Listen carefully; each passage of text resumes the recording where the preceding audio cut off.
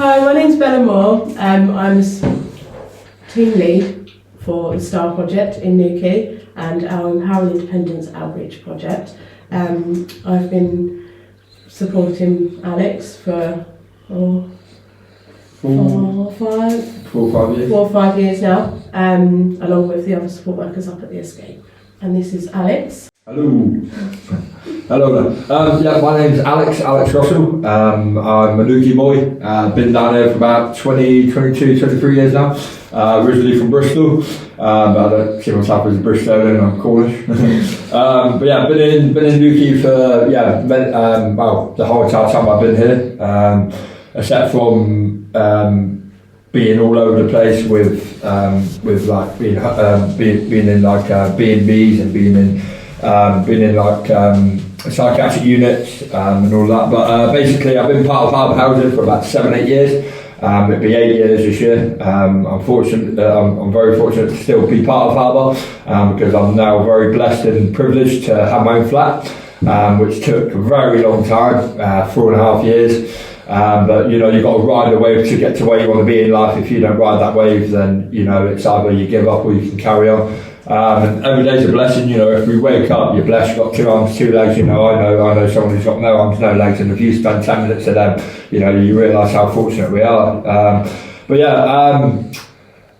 So with Harbour Housing, I've been part of Harbour Housing for about 7-8 years. I came to Harbour Housing. I first ever known of Harbour Housing when I was living with my mum at the time.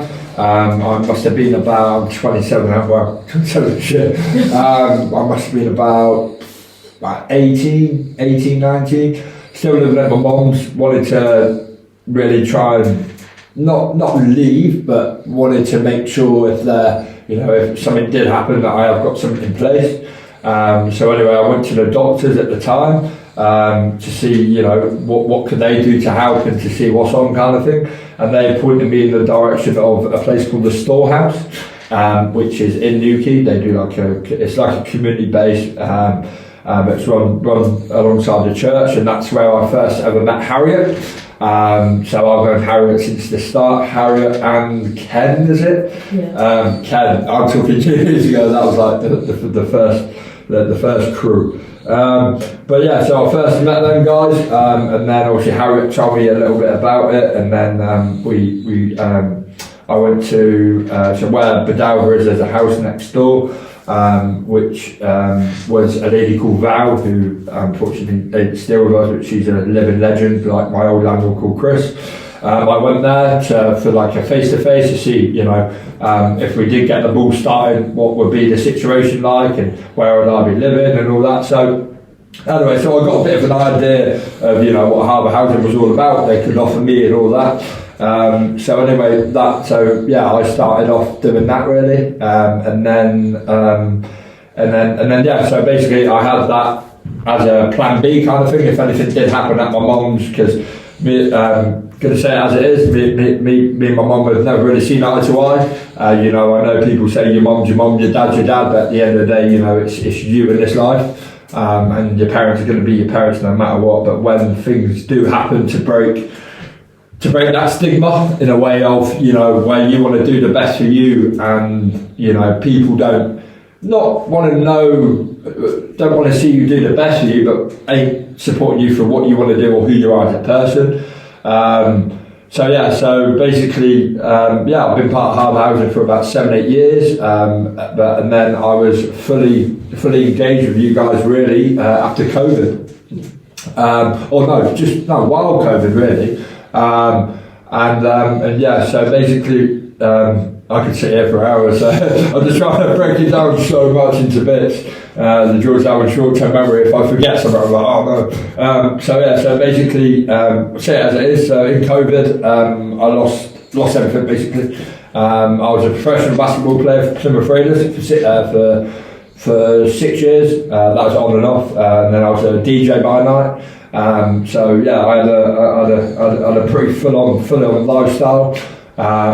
Also not the best lifestyle as well, you get into that kind of crowd of, people want to use you for your money and drinking and all of that, but, the problem is when you start hanging around with the wrong people, you know, that they want to take advantage of you. But if you know, for me as a person, what you see is what you get. I say it as it is. I mean, the way I see it is, I'm not a living legend, but a living experience of when I say suicide. Because I do a lot of stuff. I try and do as much as I can for the stigma of suicide.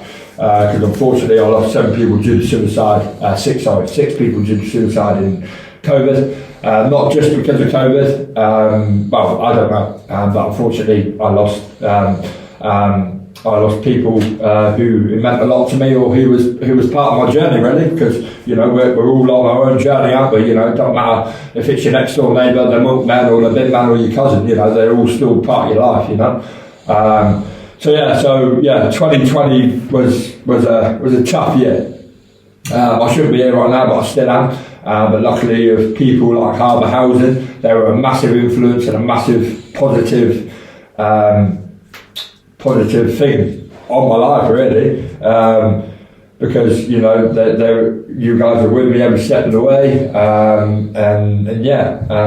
I've been blessed to be able to, you know, been part of you guys for so long, because you know, unfortunately, people don't realise that, you know, as I said earlier, you've got to ride the wave to get to where you want to be. People don't realise is that when you're in a situation of, you know, being homeless, or being not having a roof over your head, or even just having the help, that is the only help out there. You know, if people don't take into sense, really, or into consideration that, you know, that is the only help you have, you know, you're just going to be in a spiral, you know. So yeah, the only thing I wanted to do this to share my story, but also to say to people, you know, don't give up, because you know it is easier said than done. You know, if I can do it, anyone can do it. Do you know what I mean? I was at Bedalva. I was honoured, really, to be with Chris for 3.5 years. I was at Chris's. And yeah, don't get me wrong, it was tough at times. It was really tough, but you know, at least I had Bella, Liz, Jane, and all the Nuki Mountain, we call them, alongside me. And obviously, you know, I know that I wasn't alone, but you know, in this life it is lonely, because when you are, you know, in your own mindset for so long, and in a room, you just feel trapped. But you know, it's all about down to you to, you know, make that move. Do you know what I mean? The first step in the morning is getting out of bed. You know, it's easier said than done. You know, Bella's known me, or Harbour's known me to not get out of bed for 6 weeks. Do you know what I mean? And the problem is with me, I'm a big struggling lad. I'm 6'10", size 18 feet. You know, when I become lazy, and then it starts to affect my physical. And do you know what I mean? I used to walk about 10 miles a day and all that, but or get off topic. But anyway, back to what I was saying with COVID. So basically, I was living at my mum's still, and I lost my ex, lost my older sister off Pentile and Nuki. That was the very last person I lost. But I'll get to that in a minute. But yeah, so alongside everything in COVID, I obviously had the support with Harbour, with obviously the mental health team. But yeah, it was challenging. But basically, obviously, the whole world came to a stop, didn't it? And basically, I took into my own hands what I could do to make myself feel better and to make other people feel better. So basically, I gathered a few tools, hand tools, and a wheelbarrow from my neighbour at the time. And I went around Nuki cleaning, say about, the most shoots I've done was probably about 14, 15 streets on my hands and knees. Weeded it all, lit a pit, everything. And that was my plan, you know. Obviously I had the right confirmation by, you know, the authorities to be able to do it, you know. I just wouldn't like stuff the rules kind of thing, do you know what I mean? I was abiding by the rules, but yeah, just wanted to, you know, you can't sit around and do nothing, do you know what I mean? Because, you know, I will always remember what someone said to me once. You can buy anything in the world, but you can't buy time. Or it's like my nan said to me. My nan was a massive impact in my life, massive impact. She was my everything, but so I lost her due to 2 years ago. Like, life's too short, do you know what I mean? It really is. She said to me 2 things, excuse my French, but she says, she was 95, right? She said, do your best and fuck the rest, and always prepare for the unexpected. And it's so true. Do you know what I mean? So true. But yeah, so basically I was living at my mum's, I grabbed a few tools together, gathered them all up, and I just thought, you know, I'm going to go out there and make the streets look nice, kind of thing. So anyway, went a bit viral.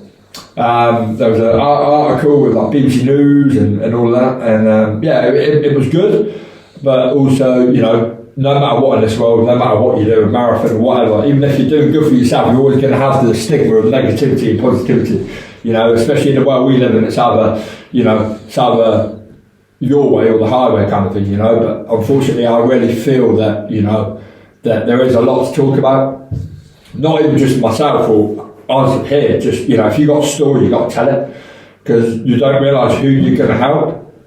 You know, I had the privilege. I'm not going to go off the top here, just trying to fit it all into one. But I had the privilege. Whoa, can't come so fast.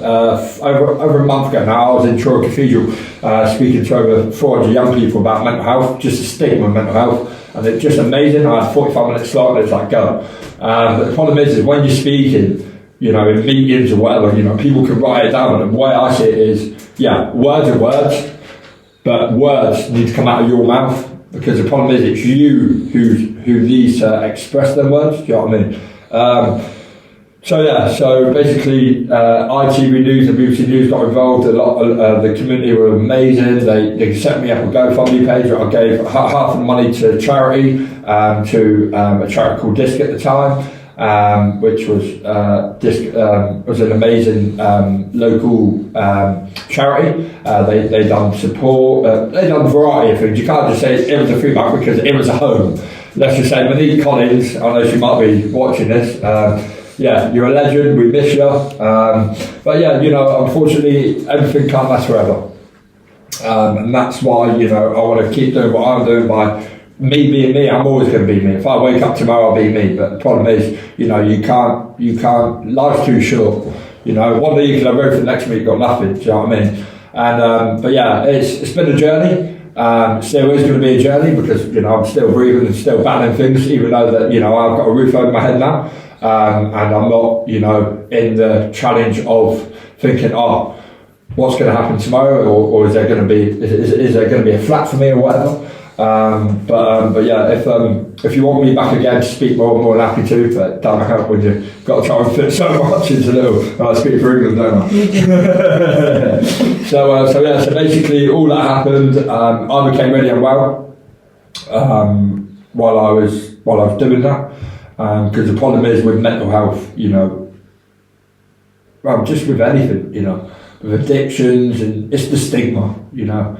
It's the whole entire thing, you know, when you say, you know, mental health, for example, to me, you know, it's a massive thing, you know. To some people it might, for some people it might not be nothing, but to me it means everything, you know. I feel like I'm still here because I need to share my story and to share the stigma of mental health, because I lost people due to it. Do you know what I mean? I lost my older sister off Pentai and Nuki, left 3 kids behind, and she was a beautiful girl, Sophie Rosso, her name was, and yeah, it's been tough. But yeah, you know, I unfortunately turned to self-harm, which was very hard at the time. I was living at my mum's, and my mum had full custody, which she's got full custody of my older sister, youngest boy, and he was in the room next door, and police and ambulance turned up, and I got obviously removed from the house, got taken down to Longreach, and that was the first ever time where it started the process.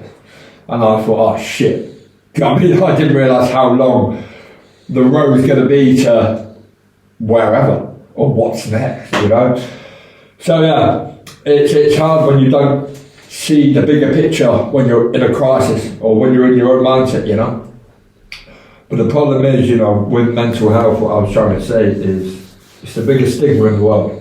You know, it's the biggest killer in the world. You know, was it every 6 minutes in the UK a young male commits suicide or something?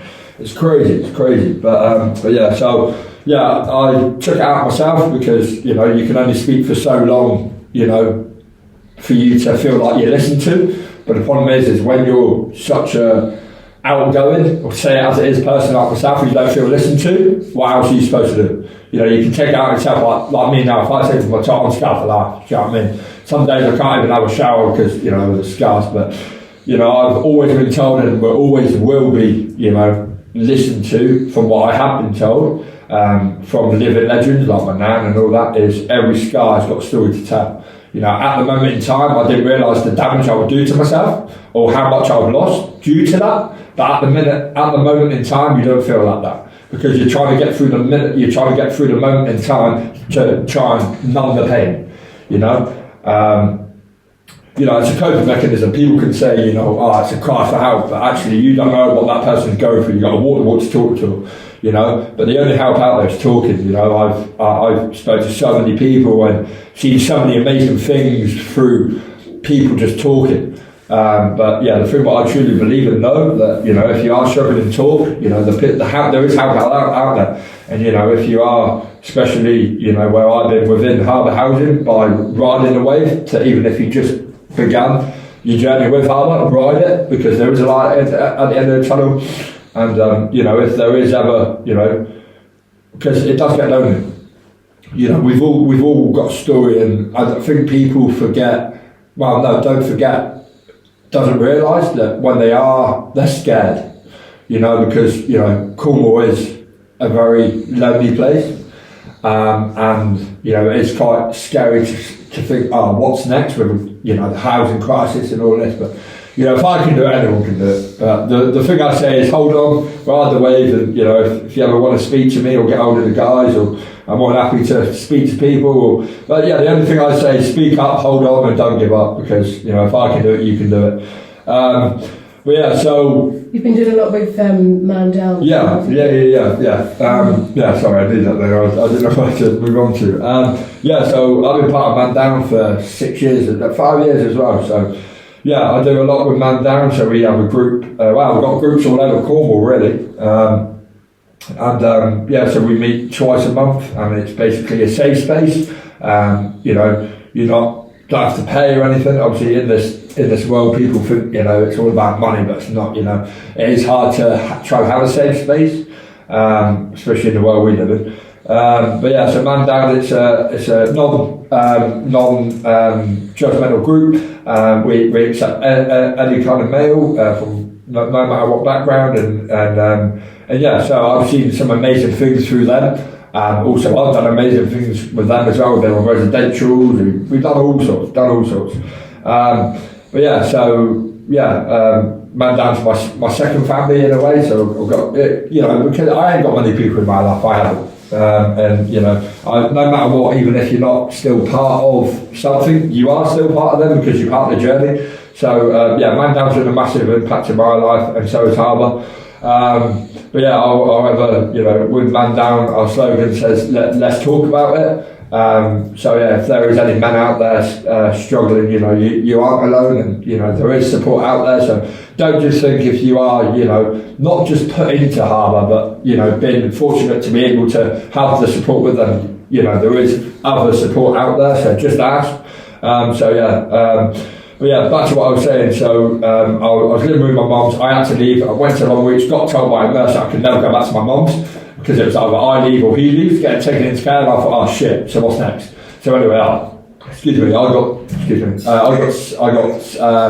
to go involuntary. This was back in 2020, so that's 5 years ago now. So I was in there for about 5 weeks, and then after that I thought, shit, where am I going to go? And then a family neighbour, an old neighbour of mine,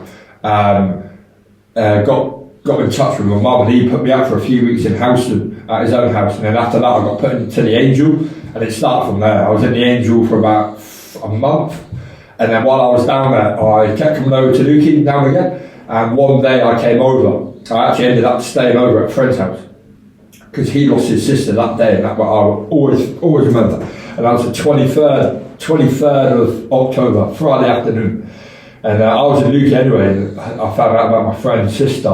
So my friend's sister, he lost his sister the same day as I lost mine. So I was with him that evening, thought nothing of it. We were up in Treloggan, so we could see that there was stuff going on in Newquay anyway, and it was a weekend, so it was a busy weekend anyway. The morning after, I went back to my mum. I hardly had no charge left on my phone, but as soon as I got back to my mum's, I had a look at my phone. Like when you get if you turn your phone back on, you get five.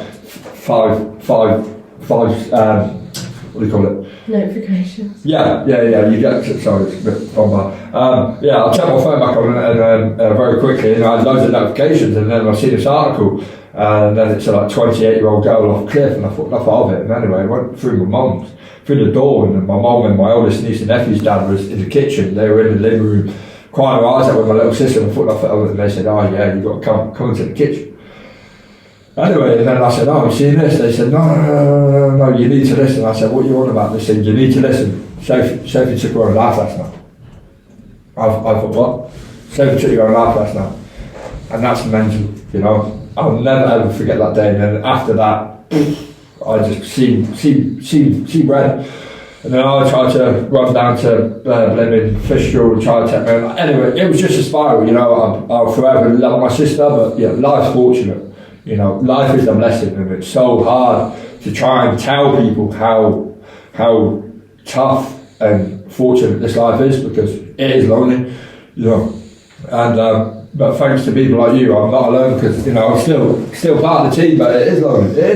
But life is what you make it. So anyway, that happened, and then I got sectioned again even though that all of my stuff was in the Angel in Hampstead, and so I tried to build the relationship back up with my mum by trying to come back over and try and see people, because people weren't making the time to come see me.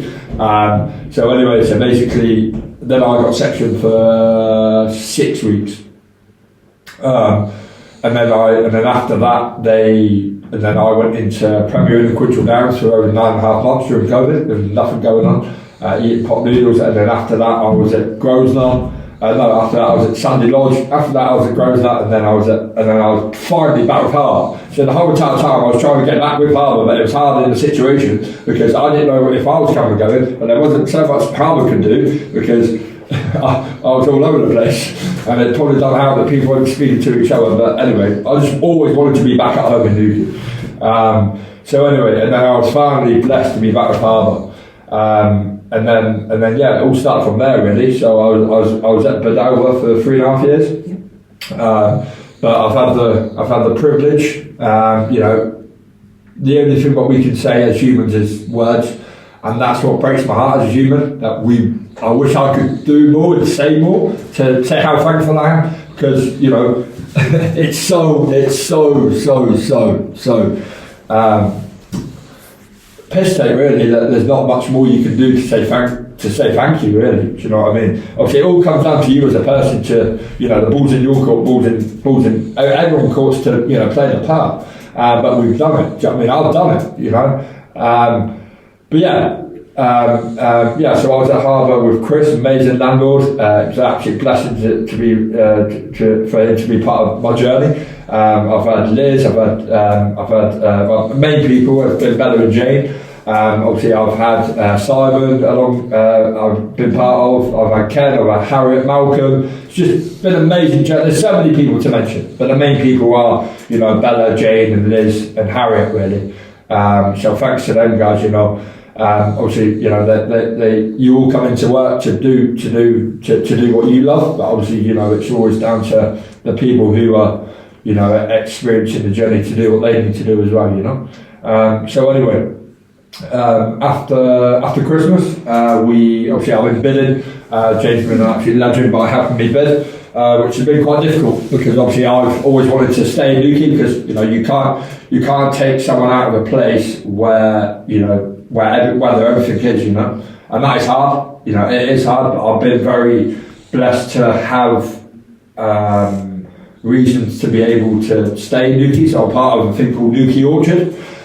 Newquay Orchard is an outdoor, outgrown garden space for people to learn all sorts about gardening and horticulture and all sorts. And then obviously I've been part of the mental health team for 15 years. You've done a lot with the mental health teams. Yeah. So talks. So basically, I had the privilege of I know I might say that a lot because it is a privilege. You know what I mean? It's not just words. It's an opportunity. If you get given an opportunity, it's a privilege. But yeah, so I had the honour and privilege to actually be sat in interviews at Alexandra House for someone to be employed to be a community support worker, community mental health support worker, and that was ages ago, and that was when I was working alongside a guy called Jason. He was a legend, man. That was such a legend. We actually got shit done. Do you know what I mean? It's actually nice to actually be able to work with people who actually get shit done, because a lot of people feel, no matter what situation you're in, is trust. You know, is that person actually listening? But it's if you don't feel like something's happening, then it's down to you to speak up. Do you get me? So anyway, I had the opportunity to do that. So basically, I was there representing a client, really, or whatever the name is. So I read about that. I've got so many words in my head, but it's kind of hard to put it on the table. So basically, I went up to Alexandra House and I interviewed 3 people. And actually, one of the persons who got selected was my support worker, who's not just left me, but just separated our ways, because obviously they feel now that I'm not stable, but I can be independent, which I am. But don't get me wrong, it don't matter, if people think that you're right, you're never going to be right, because you're still going to struggle no matter what. But it's always down to you to do the things what help you, like your strategies and all this, and your coping mechanisms. It's all about remembering them. And then I've just finished off a course called ECS course. So ECS course stands for Emotional Coping Strategy course, and it was over 6.5 months, and it's learning all about all the different areas of feelings. So, for example, like here, I've got something called flashcards. So basically, all of this here, I've got a massive book full of it. But these types of things where I can help others. So even though I've done that course, I can even do workshops alongside other residents or whatever to emotions. So, for example, if I said I'm angry, there could be 20 different definitions of angry.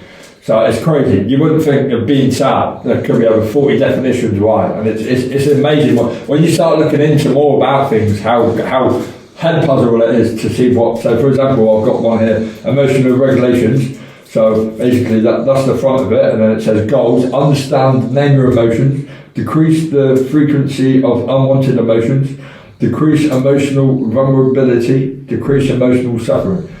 And then the next one, I won't read them all because we'll be here all day. It says model for describing emotions, prompting an event. What does that say? Interpretation. Thank you. Emotional experiencing, emotional expressions, and effectiveness. There's so that's one thing that I've just finished.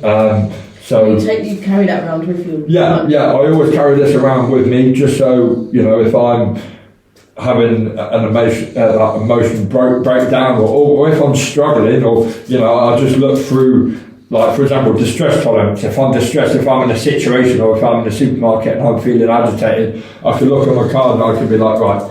So for example, there's one here. This should be the last one. So it says stop skill. This is a really good one, right? So it says stop skill, right? So S stands for stop, do not move a muscle. T, take a step back. O, observe. P, proceed mindfully. So like that. So I carry that wherever I go, just so I know, because it could even just help me or help someone else. But yeah, that's been a journey. 6.5 months. It's been a long process. But yeah. So I've done that now. So that's good. But yeah, back to what I was saying. So I was been with Harbour for 7-8 years, and they've been absolutely amazing to be supporting me along my journey, and also they've been amazing for when I had to leave my mum's. Unfortunately my mum had to move out of our family home. due to Airbnb, and then I struggled to try and find a home for my tools. So Jerry at the Escape, the absolute man, the myth, the legend, Jezza, and Bella and all that, they sorted out for me to have a little shed up at the Escape, and I've had that for 3 years now. But unfortunately at the minute I'm not too well with my physical state, and because I'm not in Newquay anymore, I'm not really doing as much as I used to, but I've still got blessed to have the tools. But anyway, I will do the time. Yeah. Oh, doing fine. Yeah, cool. and then yeah, so I left. So as I was saying, so after Christmas, we got some amazing news from what's the lady called again from my childhood? Sarah Alford. Sarah Alford. Yeah, so I met up with a lady called Sarah Alford to try and get the ball rolling in to try and see if there's anything for me. And we thought the pods might have been suitable. Yes, but unfortunately, because I'm 6'10", and size 18 shoes, obviously, you know, I was at Bedalva in an amazing, incredible room. Luckily, you know, I was in the attic and it was quite open. But yeah, so yeah, we had a bit of a problem there, didn't we? We did. And we decided that it wouldn't be suitable for you to live in one of them pods, didn't we? Correct, because even though, you know, no matter what roof you're under or whatever you get given, you're blessed, aren't you?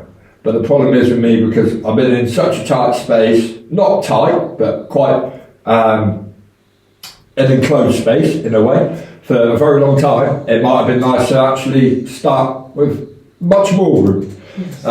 So anyway, we got a beautiful flat. Yeah, so absolute blessing of Bella. She put a word in for me and was like, right, a pod won't be suitable for me, because it would just be not another wasted of a couple of years, but it wouldn't have been, I wouldn't have felt relaxed, because, you know, the stress of, you know, still being in, thinking, oh, I'm in an enclosed space, and, you know, being a large guy, you know, is, you know, it does get quite, you know, especially when you keep banging your head and that, it gets you quite a while. So anyway, I was honoured and blessed to be picked to have a look around a flat in St Conor Road, and that's in the attic as well. So I went from an attic to an attic.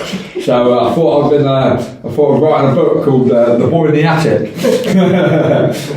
So when did I go and have a look around that? Sorry, excuse me. And the no. Excuse me. Start of January? Yeah, it must have been, because I moved in at the end of January. Yeah. Sorry, excuse me. So I went to go and have a look around this flat, and it's under a project called RSAP. So RSAP stands for Rough Sleepers Accommodation Project. I've got an absolute top man of a support worker called Tony, and then I've got a housing officer called Ash. He's a good lad. I've been in there for, since the end of Jan. It's been good. It's been lonely. It's been hard. But yeah, I've done it really. Do you know what I mean? I've made it. But you know, but thanks to Harbour. I know it's all down to me, but at the end of the day, you know, teamwork makes the dream work. You know, for you to come to work on a Monday to Friday from 9 till 5, you know, you're doing your role, but you all need to do the role to get to the end of the week to do that job. You know, it's like a football team. You know, if you all don't work as a team, you're not going to win. But yeah, so I'm very honoured to be in my flat now. Don't get me wrong, still bang my head in that, but yeah, it's all good. I just wanted to say thank you to everyone at Harbour. I know it's only words and you can just say thank you, but no, I really mean it. But I'm more than happy to even do much more as well, not even just from this podcast. I know it's just a podcast, but you know, it's all about if people want to learn more, or even not even just learning, to be reassured of someone else's journey, to know that, you know, it is alright and everything is going to be alright, that I'm more than happy to speak. But yeah, if I can ever do anything, let me know. It's been amazing. Thank you very much. Thank you.